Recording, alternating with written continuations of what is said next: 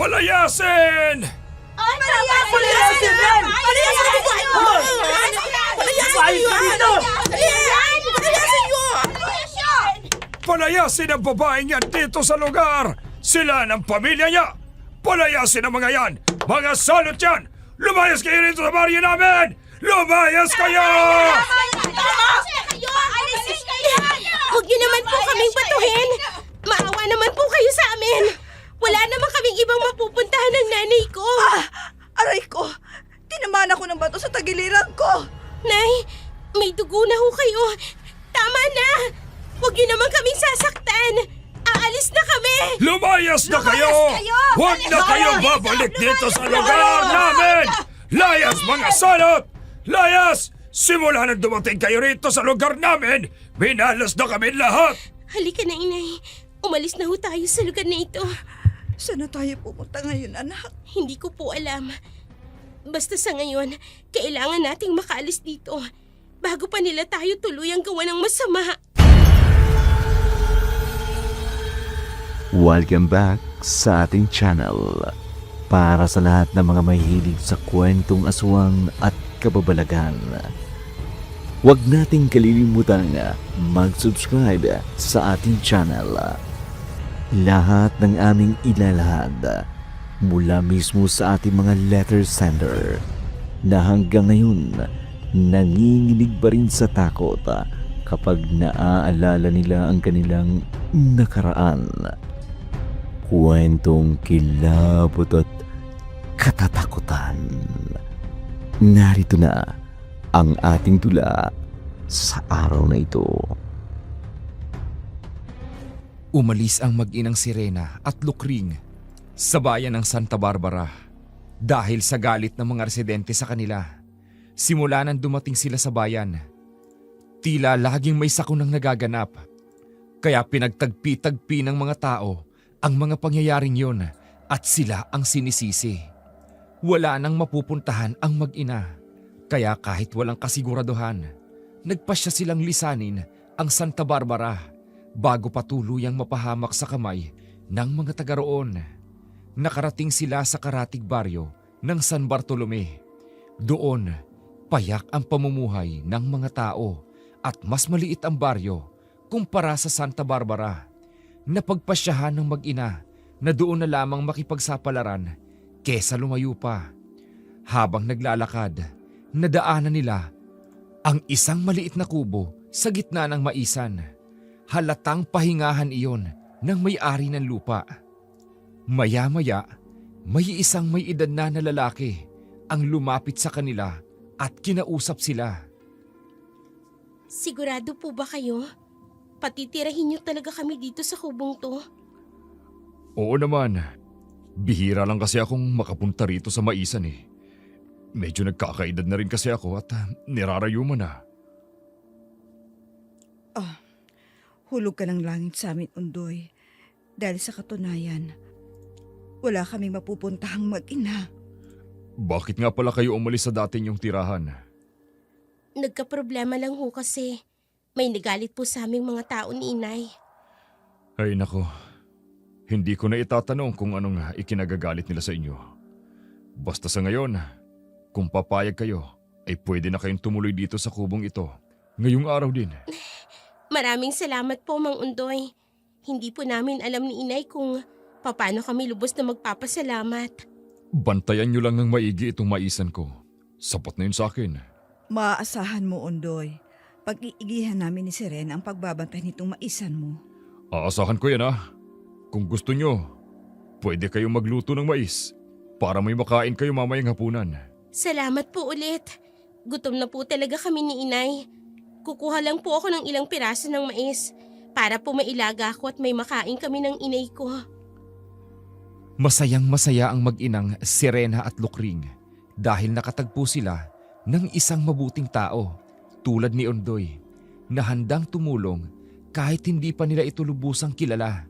Gaya ng sinabi ni Undoy, nanguha nga ng ilang pirasong mais si Sirena at inilaga ito upang maging hapunan nilang mag-ina.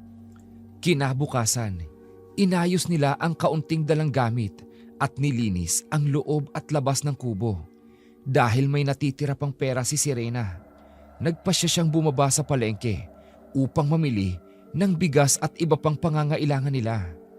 Pagkarating niya sa palengke, habang naglilibot at tumitingin sa mga dapat niyang bilhin, bigla siyang nabangga ng isang babae.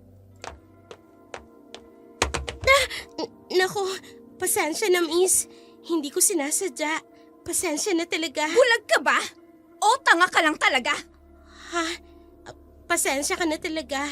Hindi ko sinasadyang mabangga ka. Hoy, wag mo nga akong niloloko ha? Teka nga, baka mamaya ninakawan mo na ako eh. Ano? Hindi naman ako magnanakaw. Pasalamat ka, narito pa ang wallet ko. Dahil kung nawala to, irereklamo talaga kita sa barangay. Hindi ako magnanakaw. Hindi ako ganong klase ng tao. Wala akong pakialam kung anong klaseng tao ka pa. Eh sa paningin ko sa'yo, magnanakaw ka eh. Isa pa, dayo ka ba rito sa baryo namin? Ngayon lang kita nakita rito ah.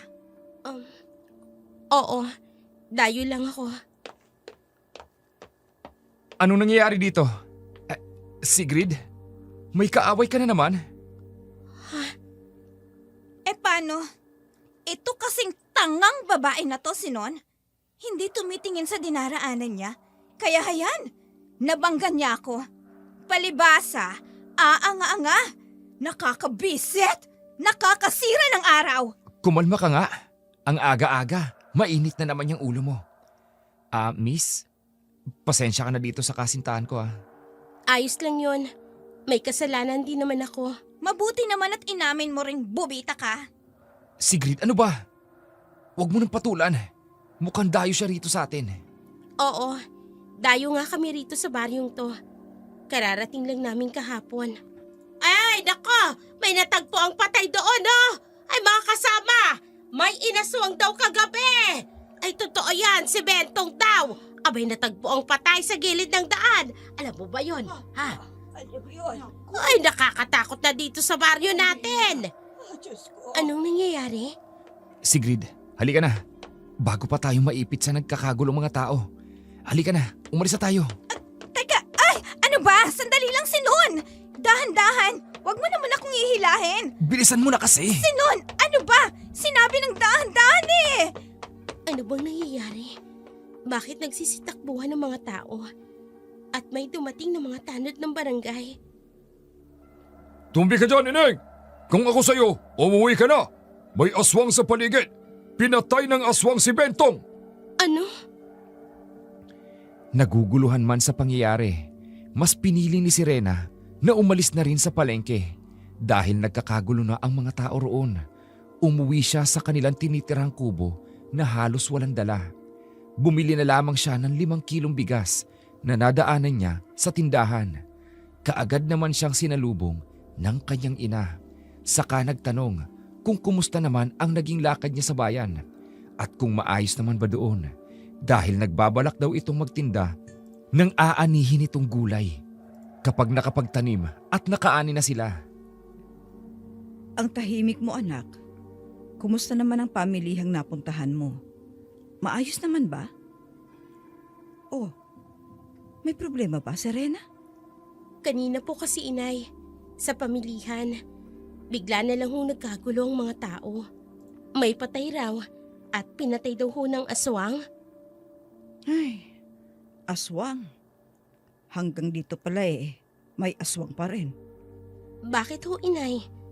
Nakakita na ho ba kayo ng aswang? Noon, kasama kasi ako ng lolo Hilario mo. Sa panggagamot niya, palagi siyang may nakakaengkwentrong aswang, engkanto, mga mangkukulam na itim. Kung ganon, totoo nga ang aswang ang pumatay sa lalaking yun sa palengke? Kung nawawala ang lamang loob at dugo, marahil, aswang nga ang pumatay sa kanya, anak. Nakakatakot naman po pala sa lugar na ito, inay. Kung sa Santa Barbara, mga residente ang nakakatakot dahil sa kasamaan ng mga ugali. Dito naman sa baryong to, mga aswang. Anak, mag-ingat na lamang tayo. Hindi naman lahat ng mga aswang ay masasama. Marami rin sa kanila ang gustong mamuhay ng tahimik. Kaya manalig na lamang tayo sa Diyos na hindi tayo mabiktima ng masasamang uri ng aswang. Opo, inay. Sana nga po. Kung may aswang man dito sa lugar na to, sana tumigil na sila sa pambibiktima. Tumango na lamang si Lukring kay Sirena bilang pagsang-ayon sa kanyang anak. Maraming karanasan si Lukring, lalo na tungkol sa usaping aswang. Lumaki siya sa lumang paniniwala ng kanyang lolo noon. Maaga kasi siyang naulila, kaya ang lolo at lola niya ang nagpalaki sa kanya. Nang nakapag-asawa siya, maaga rin siyang nabiyuda, kaya sila na lamang dalawa ni Sirena ang natira nang mamatay rin ang kanyang lolo at lola. Lumaki namang maganda, mabait at matalino si Sirena. High school lang ang tinapos nito, pero hindi nawawala ng pag-asa si Lukring na makakapag-aral ang kanyang anak ng kolehiyo. Isang araw, si Lukring ang pumunta sa baryo upang bumili ng kanilang mga kakailanganin sa kubo. Doon, nakita niya ang isang tarpaulin tungkol sa scholarship ni Mayor para sa mga gusto mag-aral ng kolehiyo. Masayang masaya si Lukring nang umuwi at ibinalita iyon kay Sirena. Talaga po, inay? Sa tingin nyo, makakakuha ako ng scholarship? Bakit hindi, anak? Matalino ka. Nagtapos ka ng mataas na parangal nung high school ka, hindi ba? Pero 20 anyos na ho ako, inay. Parang ang tanda ko na ho para mag-aral ulit. Ano naman ngayon? Sirena, ang kahirapan ay hindi sukatan kung hanggang saan lang ang dapat na pangarap mo. Walang limitasyon ang mga pangarap ng taong may tapang at pananalig sa sarili. Hanggat may lakas ka pang lumaban at may puso kang handang magsumikap, abutin mo ang pangarap na yan. Huwag mo itong susukuan hanggat kaya mo. Dahil ang pagsuko, ang tunay na pagkatalo. Sa tingin niyo po ba, inay, makakakuha ko ng scholarship? Anak, walang masamang sumubok. Mas mabuti nang mabigo sa pagsubok kaysa mabuhay sa panghihinayang. Kapag nakuha mo ang scholarship, maaari kang mag-uwian. Malapit lamang ang community college dito sa atin. Hindi hadlang ang layo o kakulangan. Ang tanging hadlang ay ang takot, anak, na hindi man lang sinubukang lampasan. Tandaan mo, Sirena, ang edukasyon ay hindi lamang para sa may kaya, kundi para sa may determinasyon. At naniniwala ako sa iyo, anak. Salamat po, inay. Sige ho, susubukan nating pumunta sa opisina ni Mayor. Sasamahan kita bukas, anak. Ngayon pa lang, masaya na ako para sa iyo, Sirena, anak. Kinakabahan, ngunit nag-uumapaw sa galak ang puso ni Sirena. Matagal na niyang pangarap ang makapag-aral sa kolehiyo. Karamihan sa kanyang mga naging kaklase noong 2011 ay ilang taon na lamang ay magtatapos na sa kolehiyo. Habang siya ay naiwan, napilitang ihinto ang pag-aaral dahil sa kakapusan ng buhay nilang mag-ina. May mga gabing tinatanong niya ang sarili kung hanggang pangarap na lamang ba siya. Ngunit sa kaibuturan ng kanyang puso, hindi kailanman namatay ang kanyang desire para magpatuloy. Ang kanyang quiet determination to rise above their circumstances. Kinabukasan, nagtungo silang mag-ina sa opisina ng mayor upang pag-usapan ang tungkol sa scholarship program. Maayos silang tinanggap at kinausap. In-interview si Sirena, hiningi ang kanyang mga requirements at academic credentials at sumailalim siya sa entrance examination sa community college. Sa awa ng Diyos ay nakapasa siya. Hindi maipaliwanag ang tuwa nila mag-ina. Para sa iba, isa lamang iyong simpleng resulta ng pagsusulit. Ngunit para sa kanila, ito ay bukas na pintuan, ang pangalawang pagkakataon, ang panibagong simula. Iisang kurso lamang ang iniaalok ng community college na yon, ang agriculture. Ngunit hindi naging hadlang yon kay Sirena. Hindi siya namimili ng landas. Mas pinipili niyang pahalagahan ang oportunidad. Para sa kanya, ang edukasyon ay edukasyon. Anumang kurso man ito, basta't ito'y magbubukas ng mas maliwanag na kinabukasan, ay malaking biyaya na yon para sa kanya. Tingnan mo anak, ang swerte nga naman. Hindi mo alam, basta na lang dumarating. Oo nga po, inay. Masayang masaya po ako. Sa wakas, makakapag-aral na po ako.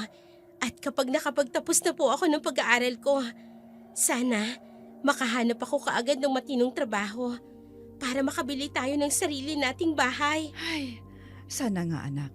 Pero sa ngayon, isipin muna natin ang mga kakailanganin mong gamit sa pag-aaral mo. Opo, inay. Topo! Topo! Lukring! Serena! Nariyan ba kayo sa loob? Si Undoy yun ah. Ano kayang dahilan? Bakit siya na parito? Hindi ko rin po alam, inay.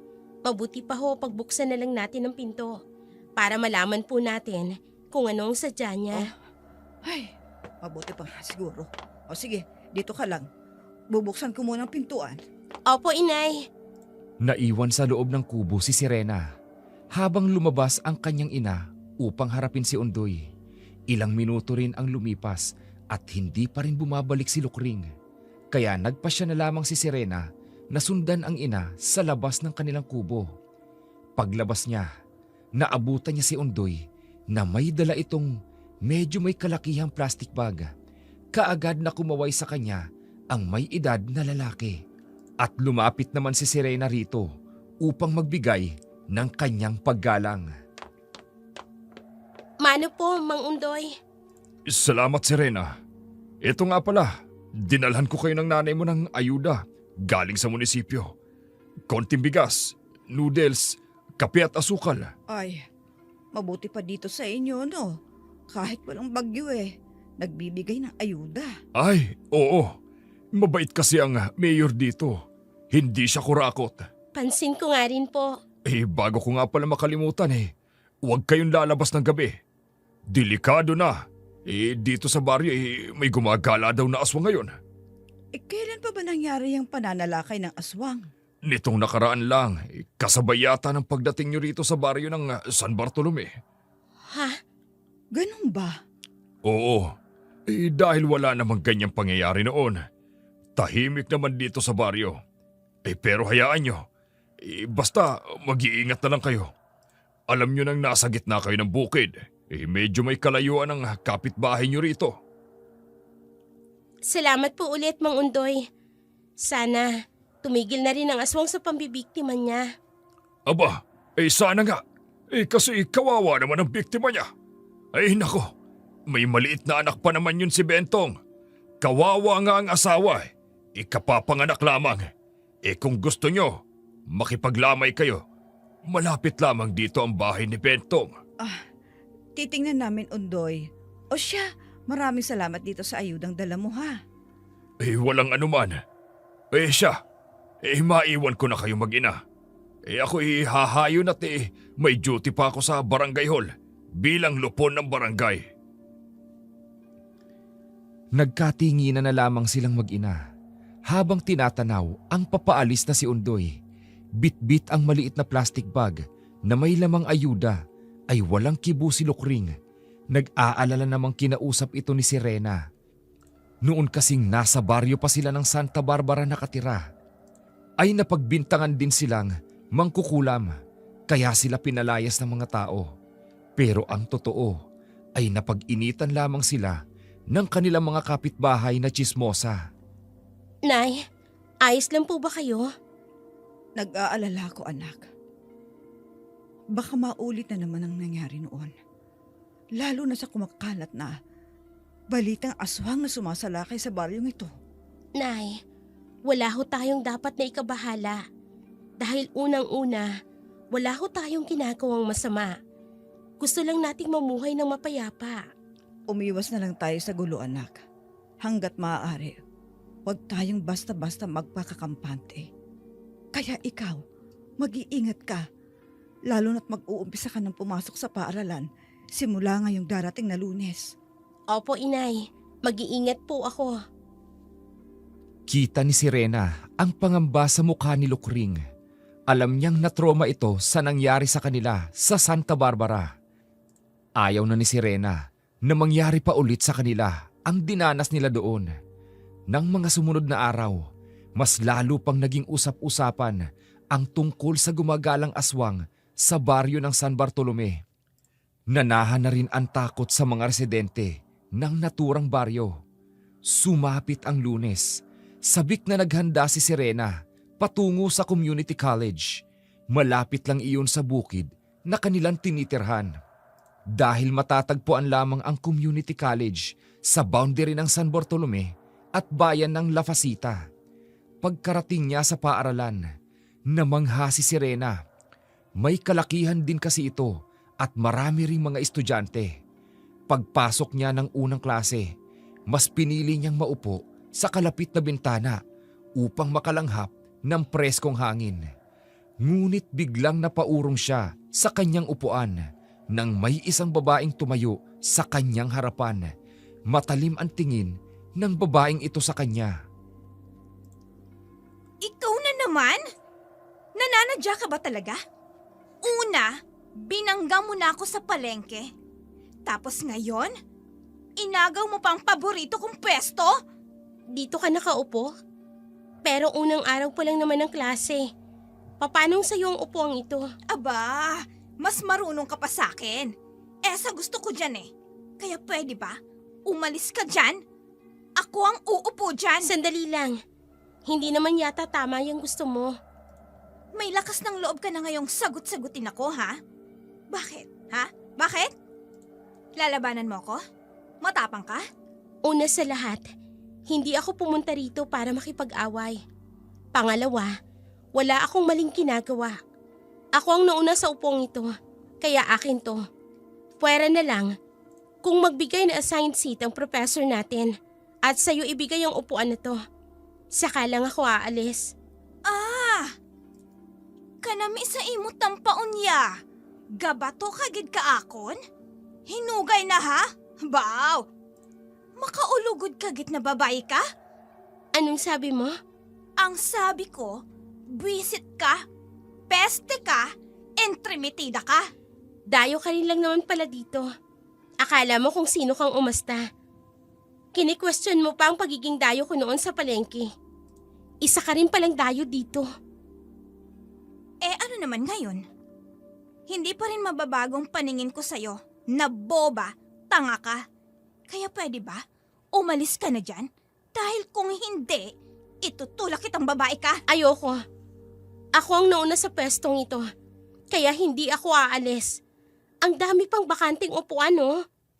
Ayaw mo talagang umalis, ha? Sige, subukan mo. Kung hindi, ihahampas ko sa itong bag ko. Sigrid! Ano na naman to?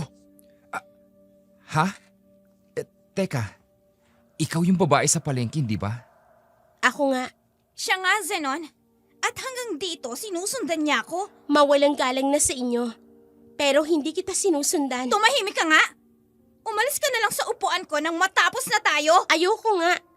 Bakit pa mapilit ka? Sigrid, doon na lang tayo sa kabila maupo.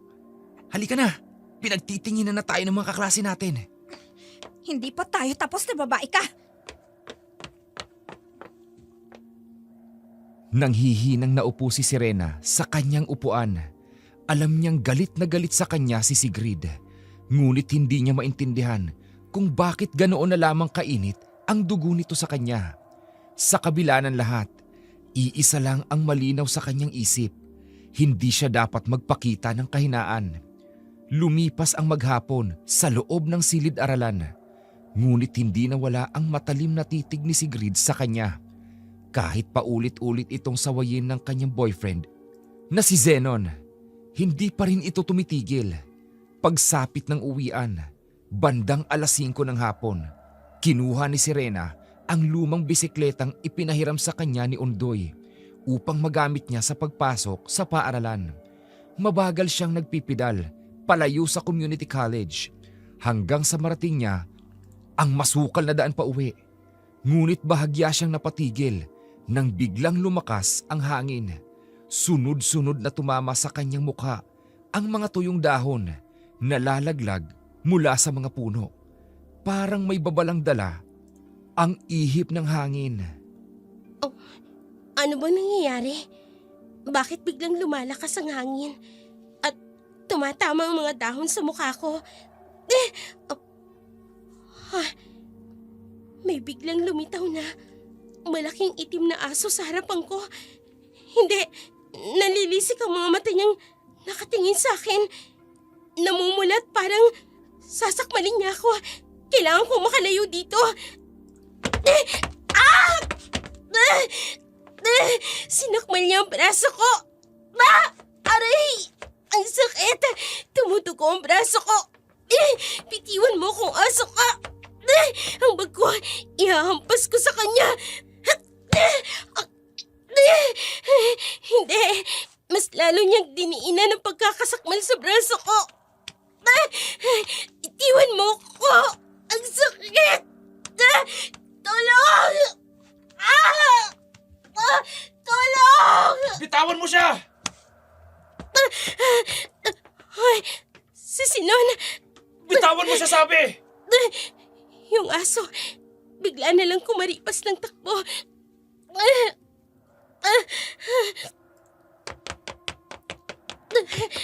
Sirena, dumudugo ang braso mo. Marami kang sugat at kiskas. Alika, tutulungan kita. Saan ka ba nakatira? Sa may bukid, sa may isa ni Mang Undoy. Ha? Ang sakit. Aray ko. Sandali, tatalian ko yung braso mo para matigil yung pagdurugo. Ayan, natalian ko na. Bubuhatin lang kita.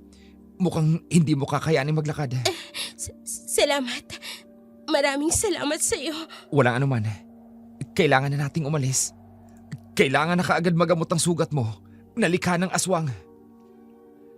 Hindi na nakasagot si Sirena. Tuluyan ang nagdilim ang kanyang paningin at wala na siyang maalala sa mga sumunod na nangyari.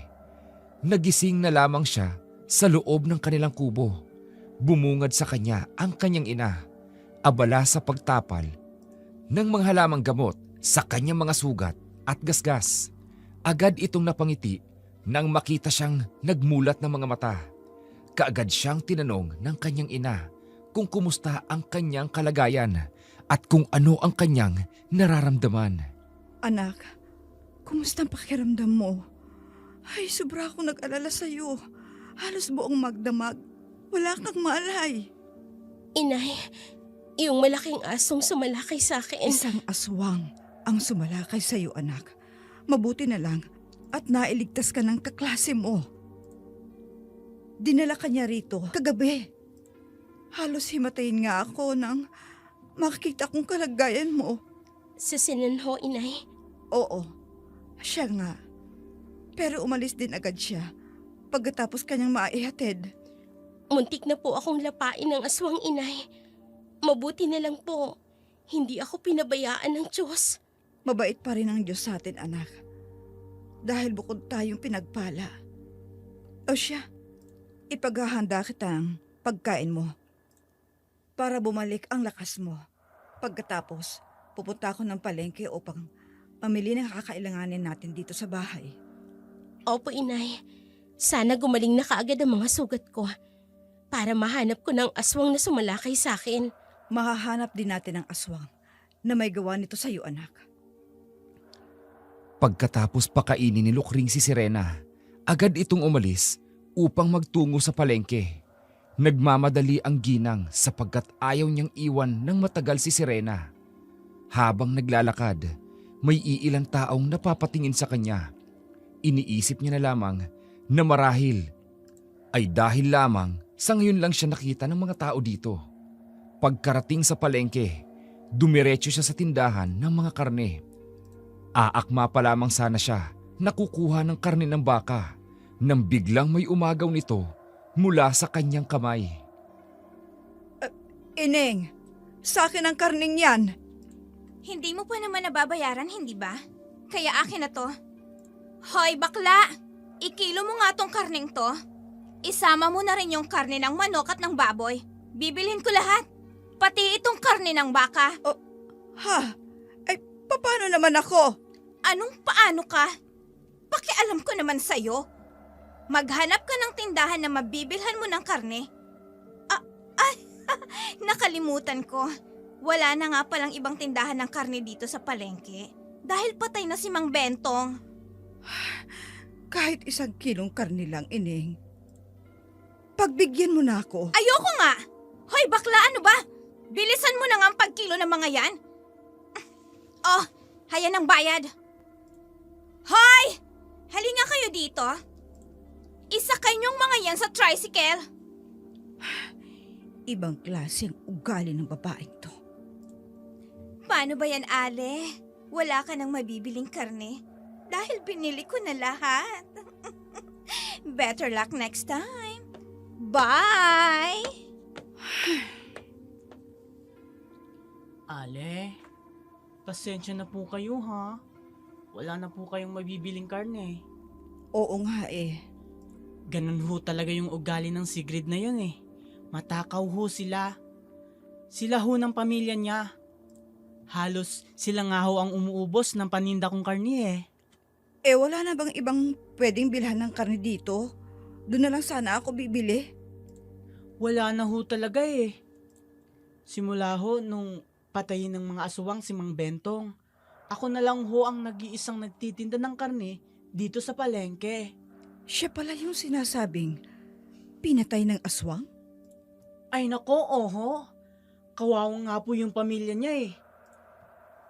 Ganito na lang ho. Bukas ho ng madaling araw, mag-aangkat po uli ako ng karne. Gusto niyo ho? Sumabay na po kayo sa akin patungo sa mga suppliers ko? Talaga? Ayos lang sa'yo? Oo naman po. Ayos lang sa akin. Hindi niyo naman po siguro ako kukumpetensyahin eh. Ay nako, hindi. Pangkonsumo lang namin ng anak ko. Mahilig din kasi kami sa karne. O siya nga pala, nakalimutan kong magpakilala sa'yo. Ako si Aling Lukring. Aling Lukring Anga, itawag mo sa akin. Ay, ako naman po si Lulu. Madaling nakagaanan ng loob ni Lukring si Lulu. Mabait ito. Taliwas sa babaeng ng bastos sa kanya kanina. Umuwi siyang walang dalang karne. Mumurahing isda lamang ang kanyang nabili. Kasama ang ilang halamang gamot. Pagkarating sa kanilang kubo, nagmamadali siyang pumasok at agad na tinungo si Sirena. Nakahinga siya ng maluwag nang makitang mahimbing na natutulog ang kanyang anak. Pagsapit ng gabi, saka lamang niya ito marahang ginising upang pakainin at linisin ang mga sugat nito. Nay, hindi po yata humihilom ang mga sugat ko. Dahil hindi ito ordinaryong sugat lang, anak. Likha ito ng aswang. Kaya hindi rin natin ito pwedeng gamutin gamit ang nabibiling gamot sa butika. Kung ganoon, puro halamang gamot lang ang gagamitin natin na panggamot ko dito, Nay. Oo, anak. Kaya siguradong matatagalan ito bago maghilom. Pero huwag kang mag-alala. Mapipigilan ng mga halamang gamot na to na kumalat ang impeksyon na dulot ng aswang. Nay, ang ipinagtataka ko lang, bakit sinugod ako ng aswang at hindi niya ako tinuluyan kaagad? Anong ibig mo sabihin? May pagkakataon na siyang lapain at kainin ako, Nay. Pero hindi niya kaagad ginawa hanggang sa nailigtas ako ni Sinon. Aba, nakakapagtaka nga yan. Lalo na kung gutom ang aswang, wala itong ibang nasa utak, kundi ang kainin ng biktima. Dapat malaman natin kung sino ang aswang. Baka balikan niya ako at mambiktima pa siya ng ibang tao. Kailangan ko na yatang pag-aralan ulit ang panggagamot at panunugis ng aswang, anak. Ho? Sabi ko naman sa'yo, dati, palagi akong kasakasama ng Lolo Hilario mo noon sa panggagamot niya. Kaya medyo may alam din ako. Pwede niyo rin ho ba akong turuan, Inay? Ha? Sige na po. Muntik na ho ako mabiktima ng aswang. At hindi ako sigurado Kung yun na nga bang huling beses na aatakihin niya ako ulit, mas maigi na pong handa ako, inay. O sige, tuturuan kita sa mga nalalaman ko, Serene. Pero sa ngayon, magpagaling ka muna, anak. Opo, inay. Nagdadalawang isip si Lukring kung tuturuan ba niya ang kanyang anak. Ngunit naisip niyang tama lamang yon. Muntik na itong mabiktima ng aswang. Kaya mas mabuting maging handa si Serena sakaling muli niyang makaharap ang nilalang na sumalakay sa kanya. Lumipas ang mga araw. Unti-unti nang bumabalik ang lakas ni Serena. Naging malapit na rin siya kay Lulu, ang baklang palaging dumadalaw sa kanilang kubo upang magbenta ng karne. Madalas kasing maubusan ng paninda si Lulu sa palengke dahil pinapakyaw lahat ni Sigrid ang mga karne. Katulad na lamang noong araw na yun, may dala itong 2 kilo ng karne at maaga itong dumating sa kanilang bahay. Doon na rin ito nakikape, kasama nila. Ay nako, masiba talaga ang pamilya ni Sigrid sa karne.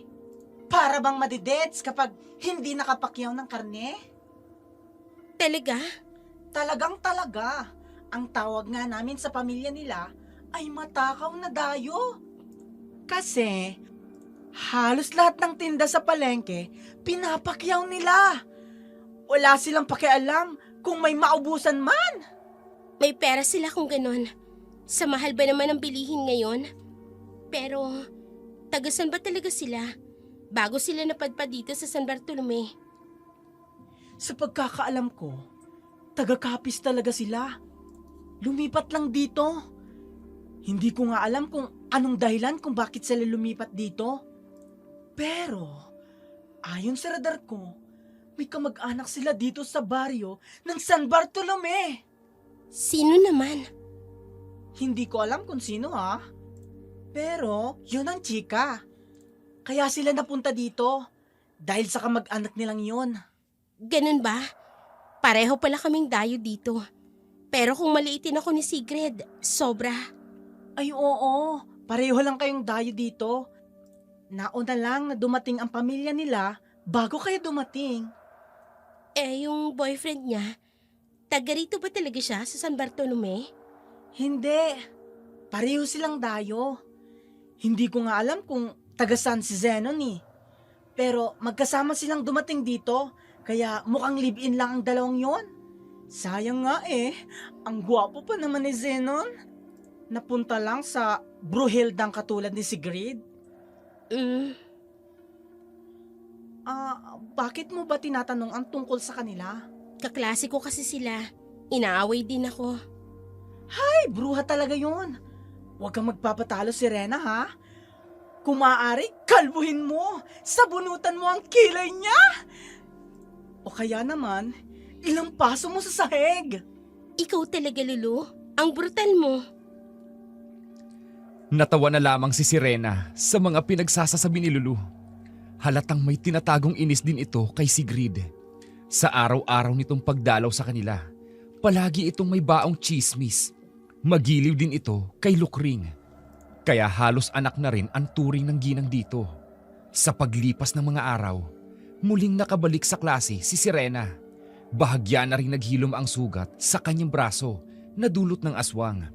Nag-special exam siya upang mabawi ang mga araw na kanyang na-absent. Habang kasalukuyan niyang sinasagutan ang test paper, bigla siyang nilapitan ni Sigrid. May mapanuyang ngisi sa mga labi nito. Hi, Sirena. Bumalik ka na pala. Magaling ka na? Oo, magaling na ako. Ay, sayang ano. Hindi ka pa natuluyan. Ang sama talaga ng tabas ng dila mo, no? Ano bang problema mo? Problema ko? Ikaw. Nabubisit ako sa'yo eh. Epal ka kasi. Kaya pwede ba? Bumalik ka na lang kung saang lupalop ka galing. Bakit hindi na lang kaya ikaw ang mauna? Ano?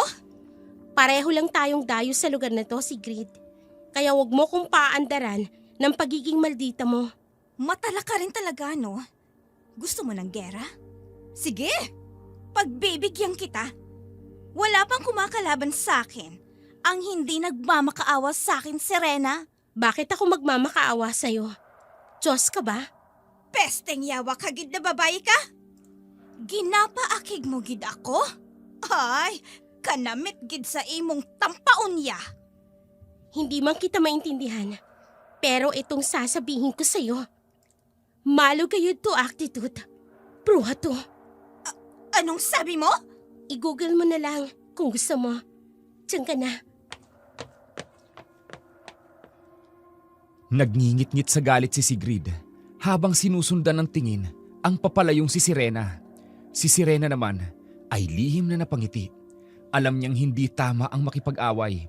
Ngunit ang mga katulad ni Sigrid ay minsan kailangan din patulan upang makita nito na hindi lahat ng tao ay maaari nitong tapak-tapakan lang. Pagkatapos ng klase, diretso umuwi si Sirena sa kanilang kubo.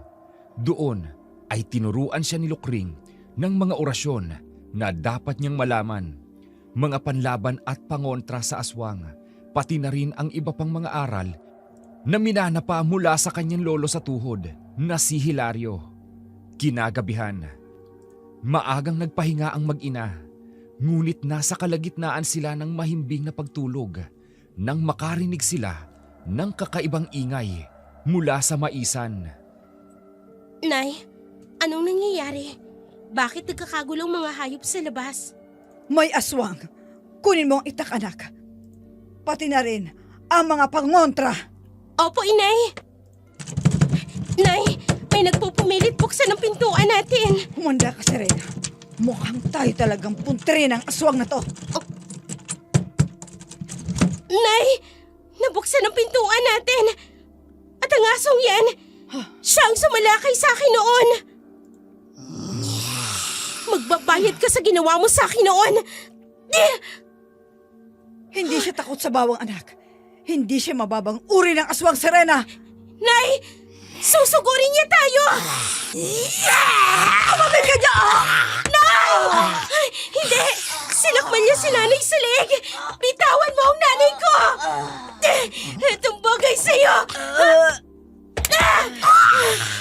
Tawin pa kita ng itak na to!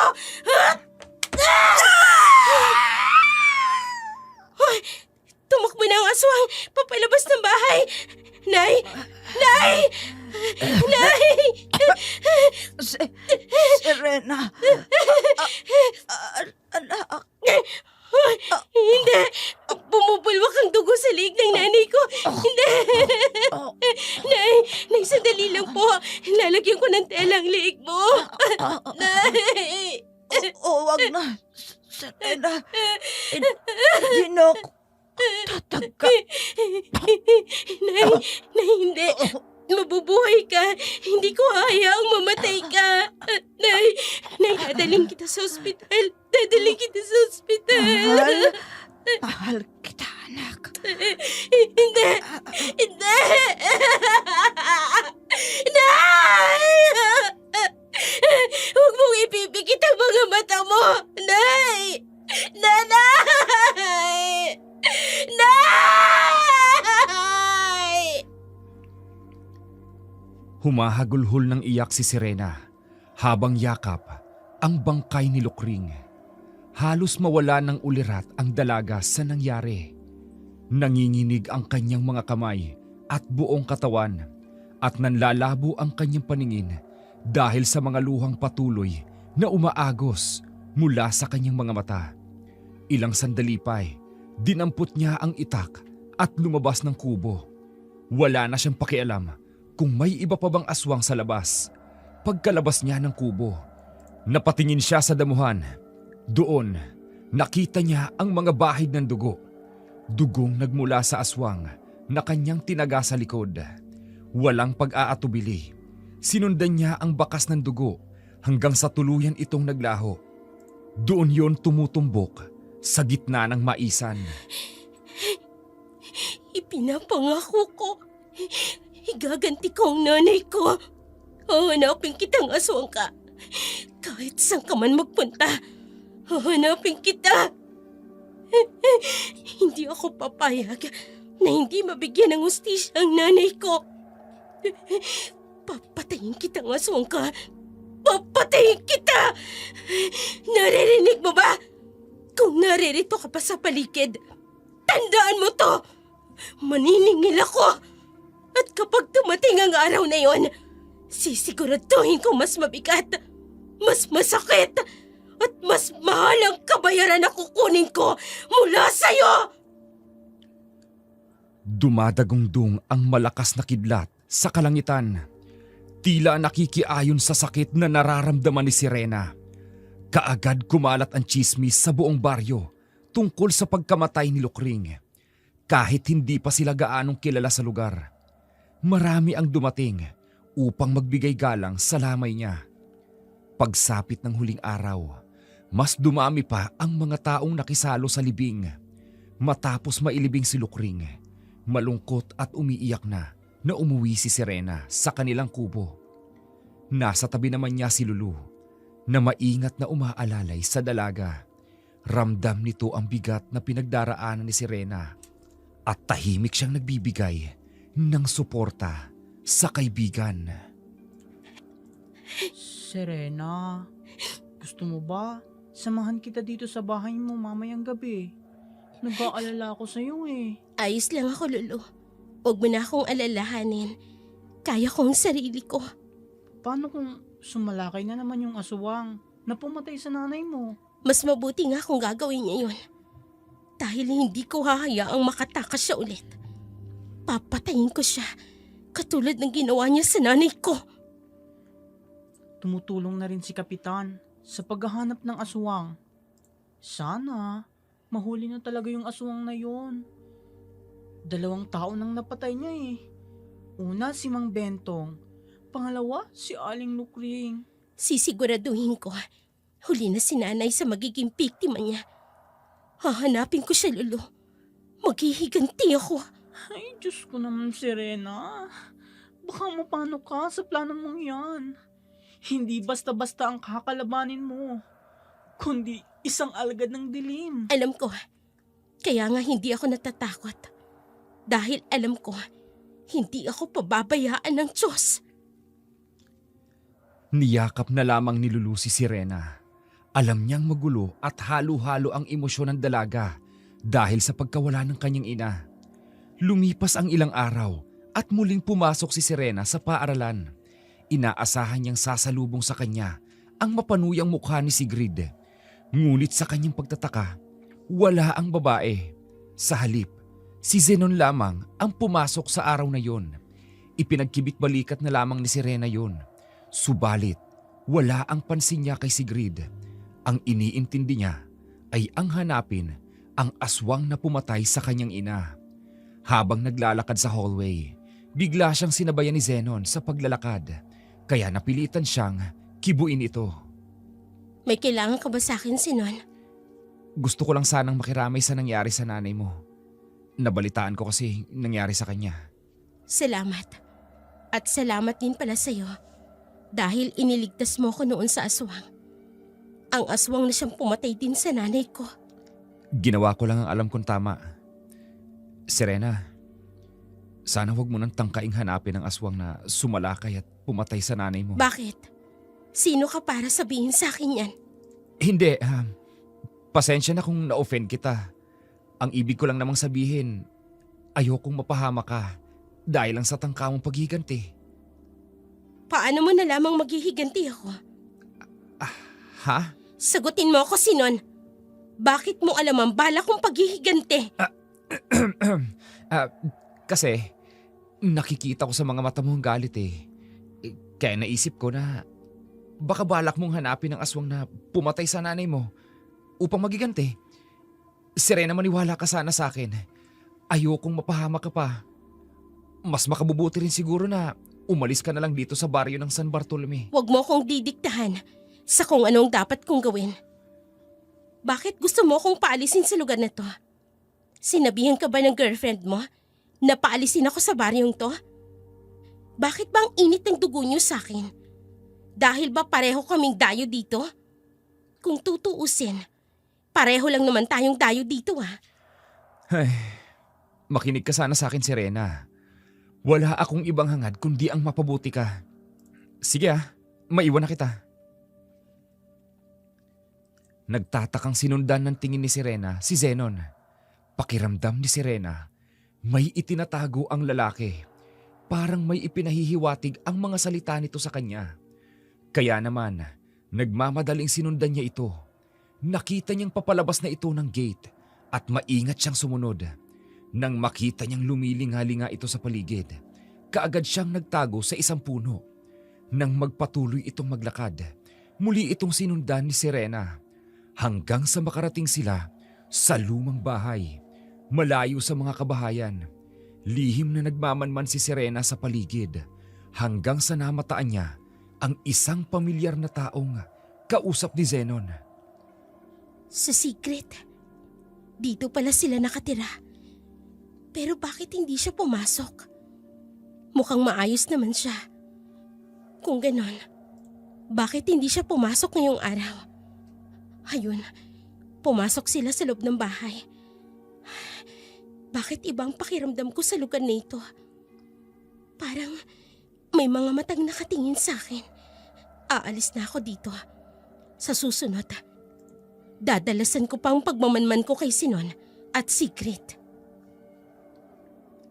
Umalis si Serena dahil ayaw niyang mahuli siya ni Zenon at ni Sigrid na nagmamanman sa paligid ng bahay ng mga ito. Habang papauwi siya, nakasalubong niya sa daan si Undoy. May daladala itong sako, parang mabigat ang laman yon.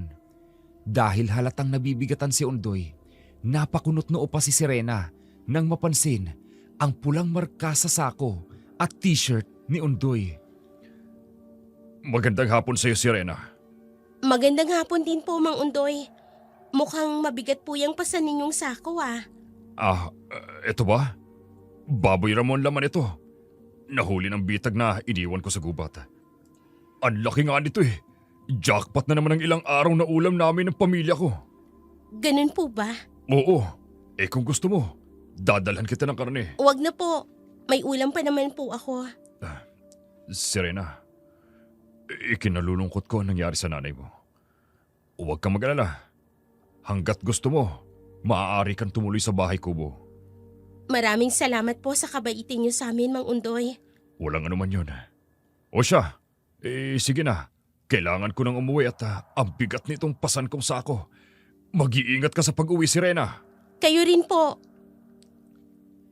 Hindi pa man tuluyang nakakalayo si Undoy, ay pumatak na ang dugo sa lupa galing sa pasan nitong sako. At dahil sa nangyari kay Lukring, muling nanumbalik kay Serena ang pagkamatay nito kung paano bumulwak ang dugo mula sa laslas nitong leeg. Hindi napigilan ni Serena ang muling mapaiyak. Pero ganun pa man, mas pinili niya ang magpatuloy sa paglalakad hanggang sa makauwi siya sa kanilang bahay kubo na kung dati ay masaya, ngayon ay puno na ng lungkot. Nanghihina niyang inilapag ang kanyang bag sa papag bago napahilamos sa kanyang mukha.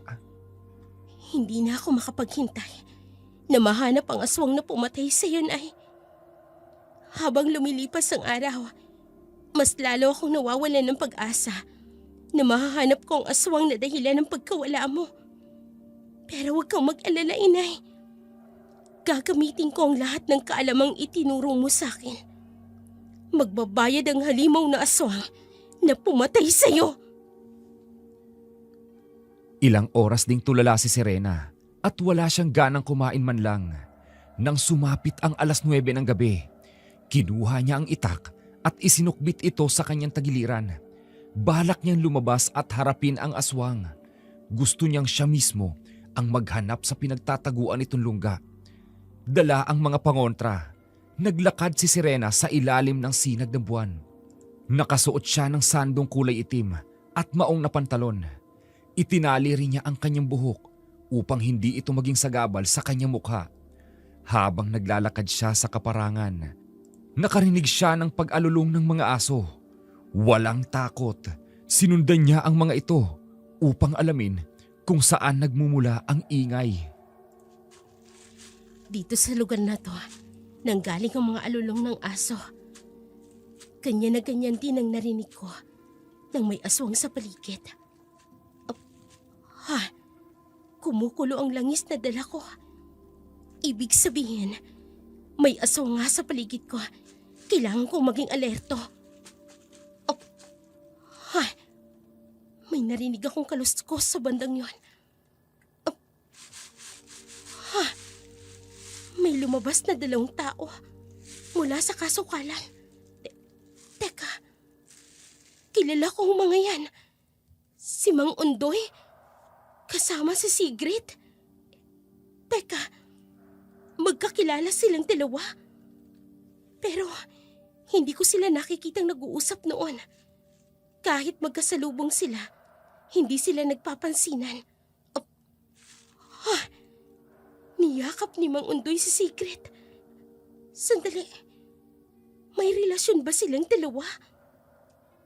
Nagtataksil ba si Sigrid kay Sinon? Bakit ko ba iniisip ang mga bagay na yan? Wala akong pakialam sa kanila. Ang ipinunta ko dito ay hanapin ang aswang.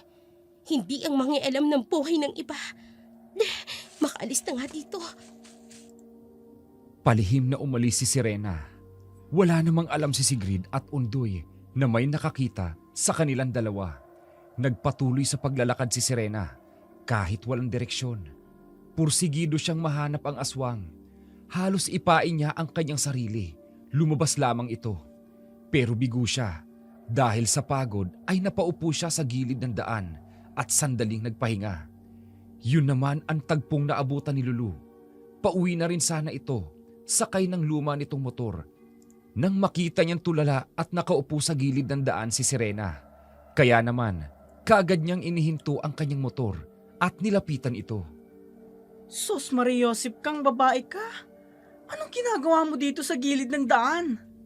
Anong oras na? Madaling araw na. Lulu, ikaw pala. Ako nga. Sino pa ba? Wala namang lumalabas ng ganitong oras, kundi ako lang. Dahil nag-aangkat ako ng karne.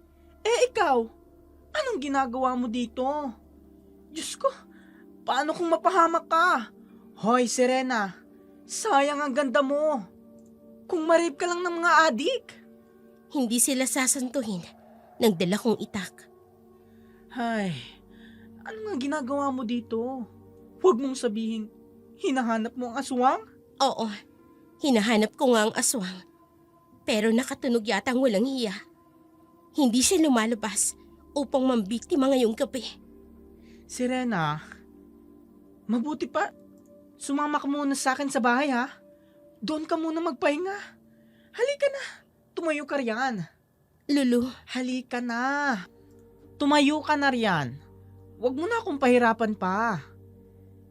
Tingnan mo nga ang tsura mo, pawisan ka na at mukhang wala ka pang kinain. Hindi na lamang kumibo si Serena. Nagpatianod na lamang siya at sumama kay Lulu. Hindi kalayuan sa palengke ang bahay ni Lulu. May kalakihan ang bahay nila. Halatang pinag-ipunan ang bawat parte noon. At dahil mag-aalas 3 na ng madaling araw, ay walang nahagilap na pagkain si Lulu, kundi cup noodles. Pinilit niyang pakainin si Serena. Nakahinga siya ng maluwag. Nang mag-umpisa na itong kumain, ilang saglit din itong kumain bago nagsalita. may tanong ako sa iyo, Lulu. Tungkol saan naman yan, Serena? Anong koneksyon ni Sigrid at Mang Undoy? Ha? Si Mang Undoy? Yung may-ari ng kubo na tinutuluyan mo? Oo, siya nga. Anong koneksyon niya kay Sigrid? Ang pagkakaalam ko, wala naman. Hindi nga sila nag-uusap eh. Tsaka, di ba sabi ko sa'yo, dayo lang din dito si Sigrid. Ha? Sandali. Hindi ba nabanggit mo sa akin na may kamag-anak dito si Sigrid? Pero hindi mo alam kung sino yun? Oo. Yan kasi ang usap-usapan dito noon eh. Ay, bakit ba? Ano ang tungkol sa kanila? Kanina kasi, nakita kong magkasama si Sigrid at Mang Undoy. Masinsinan silang nag-uusap. Tapos, niyakap ni Mang Undoy si Sigrid. Ano? Ibig bang sabihin, nagtataksil si Sigrid kay Sinon? Yan din ang naisip ko nung una. Pero hindi ako lubos na naniniwala na kayang magtaksil ni Sigrid kay Sinon at makipagrelasyon sa ibang lalaki na halos ama niya na. Teka. May point ka eh. So, anong ibig mong sabihin ngayon?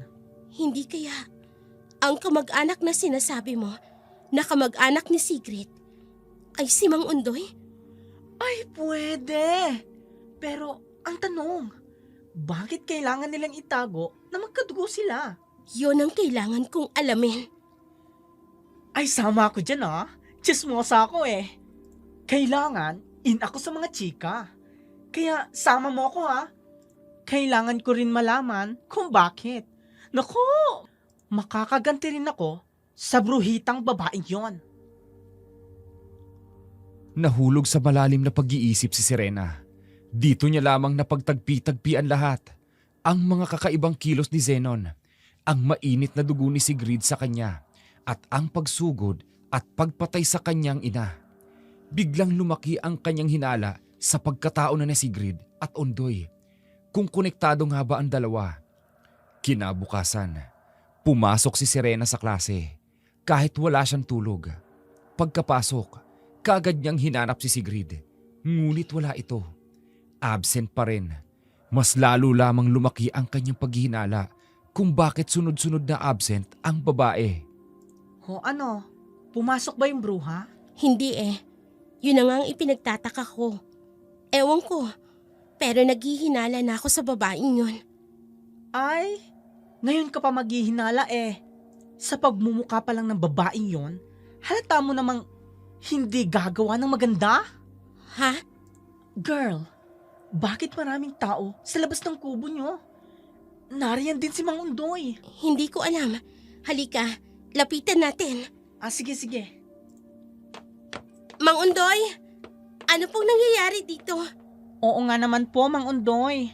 Bakit kasama niyo ang mga kapitbahay? May naaamoy kasi kaming masangsang na amoy galing dito sa bahay kubo. Kaya tinitingnan namin. Masangsang na amoy? Sandali lang po, Mang Undoy. Palagi kong nililinisan ng kubong ito. Palagi niyo po kaming pinupuri ni Inay kapag dumaraan kayo rito. Noon yon, nung buhay pa ang iyong ina. Ano pong ibig mong sabihin? Ang ibig lang sabihin ni Mang Undoy, simula nang dumating kayo, nagsimula na ring magkaroon ng pagsalakay ng mga aswang. Hindi ba yun nakakapagtaka? At hindi lang yun. Marami rin kaming nakitang mga nakalibing na patay na hayop sa likod ng kubo. Sinungaling kang babae ka. Ano gusto niyong palabasin? Na ako ang aswang? Nag-iisip ba kayo? Pinatay ng aswang ang nanay ko. Sinalakay ako ng aswang. Kaya may malaking peklat ako sa braso. Bakit? Pwede mo rin namang palabasin na pinatay ng aswang ang nanay mo at sinugod ka ng aswang. Dahil unang-una, wala namang nakakita sa kung sino talaga ang pumatay sa nanay mo. At hindi ko nga alam kung bakit hindi ka dinampot ng mga pulis eh. Kasi kung tutuusin, ikaw ang primary suspect sa pagkamatay ng sarili mong ina. Sinungaling ka. Sagad sa buto ang pagiging sinungaling mo. Hindi ko alam kung bakit napakainit ng dugo mo sa akin. Pero hindi ako may sikreto dito. Kundi kayong dalawa ni Mang Undoy. Oy, Makinig kayo mga kapitbahay. Itong si Mang Undoy at itong si Sigrid ay nakita ni Serena na sikretong nakikita sa kasukalan. Diba? Nakapagtataka. Bakit sila magkikita sa kasukalan? Na silang dalawa lang. Kaya naisip namin na baka may connection silang dalawa. Huwag kang magkakalat ng maling paratang, Lolo. Maaari kitang ireklamo dahil sa ginagawa mo. At babaliktarin mo pa talaga kami? Sinungaling ka.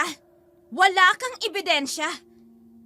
Mga kapitbahay, palayasin niyo ng babaeng yan. Dito sa baryo natin. Yan ang wag na wag niyong gagawin. Dahil wala kayong katibayan para husgahan ako.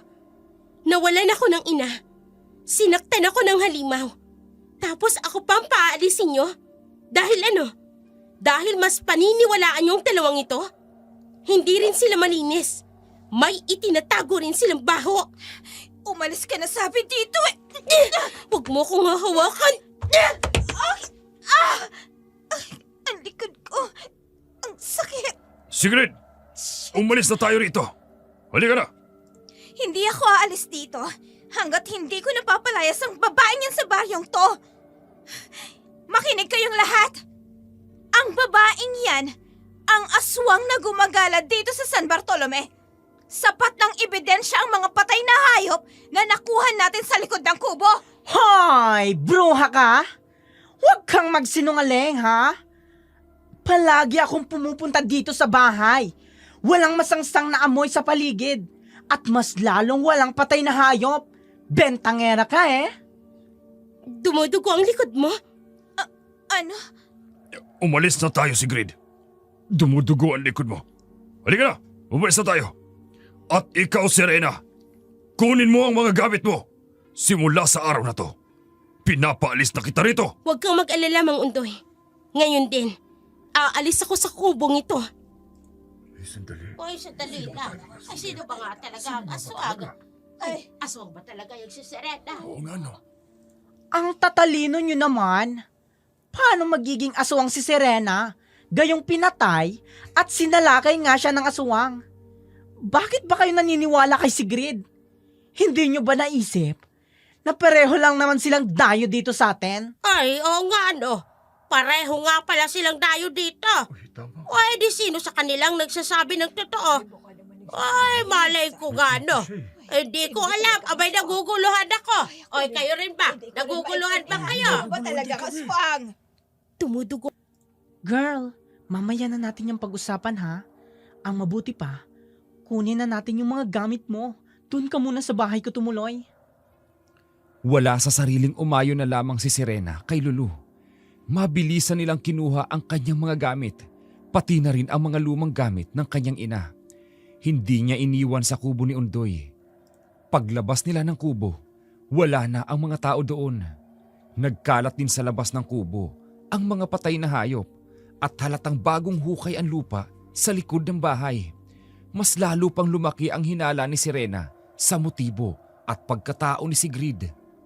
Bakit gusto nitong paniwalaan ng mga tao na siya ang aswang na sumasalakay sa San Bartolome? Higit sa lahat, napansin niya ang dugo sa likod ni Sigrid nang itulak niya ito. Alam niyang hindi malakas ang pagkakatulak niya, kaya imposible na masugatan at dumugo agad ang babae kung wala naman itong dating sugat.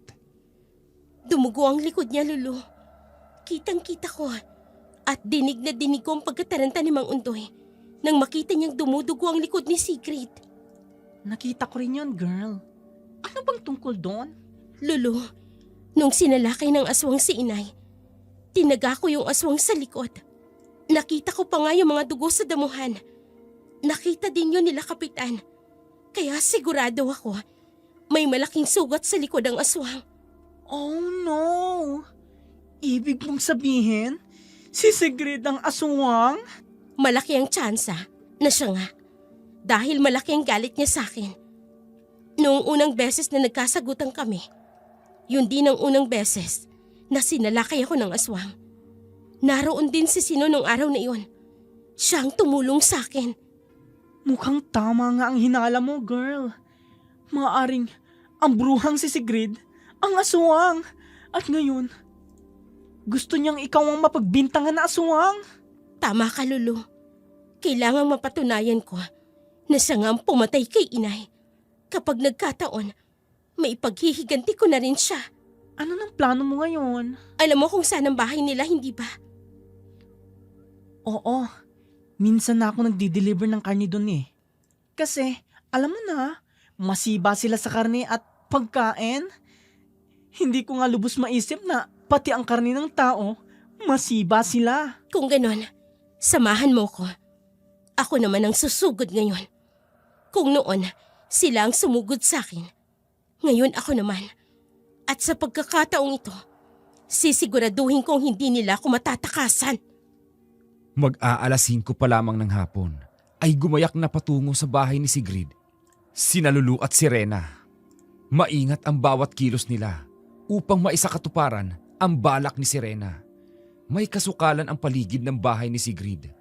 Ayon kay Lulu, kasama ni Sigrid doon ang kanyang lolo at lola sa bahay. Ngunit isang beses lamang nila sila nakita. Noong araw na lumipat ang pamilya sa baryo. Simula noon, hindi na nila muling nakita ang dalawang matanda. Nang makalapit sila sa bahay, kaagad na nagdasal si Serena gamit ang banal na dasal. Ibinudbud din ni Lulu sa paligid ng bahay ang malalakas na pangontrang pinadasalan pa nila sa simbahan. Habang pumuslit naman papasok si Serena sa loob ng bahay, narinig niyang nag-uusap sina Undoy at Sigrid. Hindi ka naligtas sa lugar na ito, Sigrid. Kailangan mo nang lumipat ulit ng ibang lugar. Sinabi ko naman kasi sa'yo, huwag mo nang papatulan si Serena. Hayan tuloy, muntikan ka ng mabuko. Ano namang gusto mong gawin ko, Itay? Sa hindi ko nga gusto ang babaeng yun. Mainit ang dugo ko sa kanya. Kaya dapat lang sa kanya ang lahat ng ginawa ko. Tinakot ko na siya. Pero matigas siya. Tingnan mo kung anong naging resulta ng ginawa mo. Natural, maghihiganti siya dahil pinatay mo ang kanyang ina. Ang ganda na ng plano natin. Palalabasin natin sa mga tao na silang dalawa ang aswang. Kaya ko nga sila pinatuloy sa kubo. Tama na, Itay. Mag-iisip ako ng paraan para tuluyang mawala ang babaeng yon. Huwag ka na mag-isip. Dahil ako nang mag-iisip ng paraan para sa'yo. Pero hindi ako ang mawawala kung hindi ikaw at ang mapagpanggap mong ama. Serena, Mabuti naman. At ikaw mismo ang naglapit sa sarili mo sa kamatayan, Serena. Hindi ko na kailangan pang bitagin ka para mapatay lang kita. Hindi ako sumugo dito upang mamatay lang, Sigrid. Ipaghihiganti ko ang nanay ko. Buhay ang inutang mo. Kaya buhay din ang kukunin ko sa'yo. At sa tingin mo, hahayaan kita? Kung hindi mo sana ako binangga, hindi sana tayo aabot sa ganito. Itong bagay sa'yo! Akala mo, may magagawa ang itak na yan? Minsan mo na akong nasugatan yan. Hindi na mangyayari uli yun.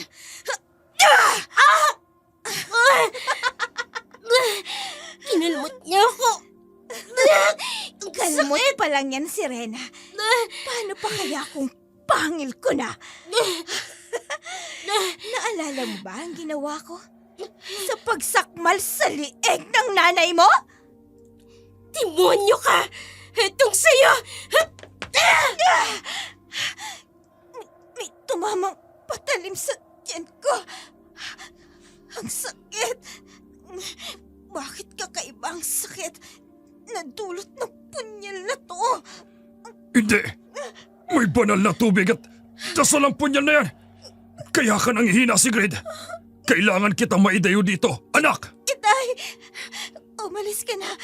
Wala kang laban sa mga pangontra niya. Lalo at hindi pa lumilitaw ang buwan.